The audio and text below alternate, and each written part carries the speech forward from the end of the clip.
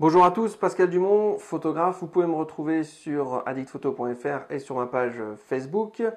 Aujourd'hui, on va parler du conseil pourquoi photographier en format paysage. Alors ne vous inquiétez pas, ne criez pas au scandale. Je vous ferai également une vidéo sur pourquoi privilégier le mode vertical. Ça dépend vraiment de ce qu'on veut montrer. Donc en photographie, vous le savez bien, il n'y a pas de vérité. Ça dépend, on peut shooter au format paysage, on peut shooter au format vertical. Ça dépend vraiment de ce que vous voulez montrer, de votre sens artistique à vous. Ça, ne l'oubliez jamais. C'est pas parce que je vous donne ce conseil qu'il faudra tout le temps shooter en format horizontal. C'est pas vrai. Ça dépend vraiment de ce que vous voulez montrer. On va commencer déjà si vous voulez montrer l'étendue d'un paysage. Vous allez privilégier ce format-là. Plutôt un grand angle si vous avez, ce serait pas mal.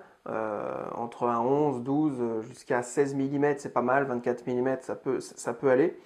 Mais vraiment, voilà, un grand angle pour montrer cette étendue. J'ai pas dit fisheye, hein. Fisheye, ça va déformer. Après, ça dépend ce qu'on veut montrer. En tout cas, si on veut montrer un paysage authentique. Et grâce à ça, grâce à ce format horizontal, vous allez pouvoir montrer l'étendue et l'immensité de ce paysage. Si on regarde ici les photos que je vous montre, voilà, on voit l'étendue, la mer, etc., les rochers, les criques. Si j'avais cadré en vertical, l'idée n'aurait pas été de montrer la même chose. Là, moi, je voulais montrer vraiment l'étendue. Si j'avais cadré en vertical, j'aurais peut-être, par exemple, voulu montrer les nuages, ou voilà. Mais du coup, la démarche et l'angle de vue n'auraient pas été du tout la même. Et vous voyez sur cette photo paysage où on voit la maison, donc les maisons elles fait toute petite. Si j'avais pas cadré au format horizontal, on ne s'apercevrait pas vraiment de l'échelle en fait. C'est ça qu'on voit l'immensité. Donc vraiment privilégier le format horizontal si vous voulez montrer un peu l'immensité ou l'étendue du paysage. Ça peut être pareil pour une ville ou pour l'architecture, hein, d'accord? Vraiment privilégier le format horizontal à partir du moment où vous voulez montrer l'étendue pour un paysage, pour une ville, pour quelque chose comme ça. Ensuite, on peut l'utiliser pour du portrait. Et oui, je sais, il y en a qui vont crier au scandale, mais le portrait en format horizontal, moi j'adore, surtout si c'est en gros plan, mise au point sur les yeux, légèrement en 16/9 si on peut, ou en tout cas horizontal. En noir et blanc, c'est magnifique. Et là, on a l'impression, c'est un peu comme dans les films des westerns, c'est un peu eux qui ont mis ça, les westerns, les plans horizontaux, à la mode, à la télé. C'est qu'on a l'impression que le personnage vient vers nous, quoi. Et ça, c'est génial. On voit l'expression dans ses yeux, on est vraiment dans ses yeux, on ressent l'émotion. Essayez vraiment de faire des portraits, centrez votre portrait en format horizontal. Moi, j'adore, c'est génial. Il y a un troisième cas où vous pouvez shooter en mode horizontal. Ça va être le mode, à un moment donné, où vous allez vouloir intégrer votre sujet dans le paysage. Je pense à des mariés, par exemple. Ils se marient au bord d'un lac, si on voit la photo ici. L'idée, ça va être de les intégrer dedans.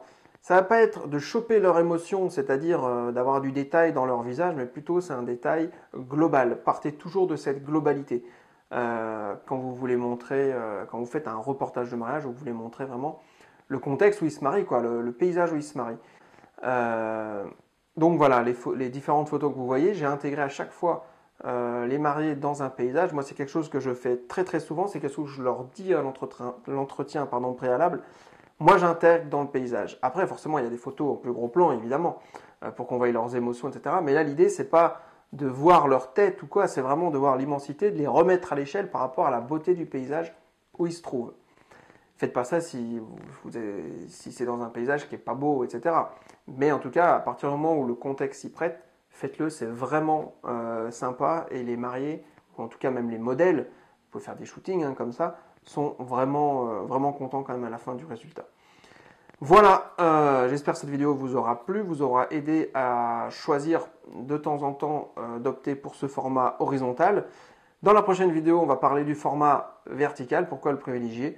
Et vous allez voir, si l'approche est la même, on n'a pas le même angle de vue au niveau du sujet. C'est-à-dire qu'on ne va pas montrer la même chose à l'horizontale qu'à la verticale. Je vous dis à très bientôt pour la prochaine vidéo.